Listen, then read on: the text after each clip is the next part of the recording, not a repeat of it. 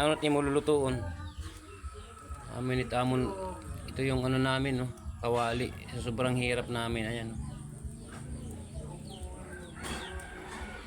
Yan ang aming ano buhay probinsya.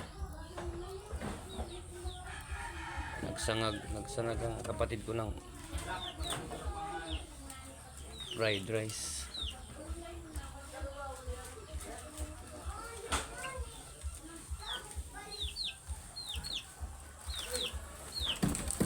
Ay, ano ba yan? Ano ba? Nagpabili pa ako ng chinelas kaya ano? Ano ba yan? Anak ni Maricela to? Luluto siya ng ano? Itlog. Scramble egg.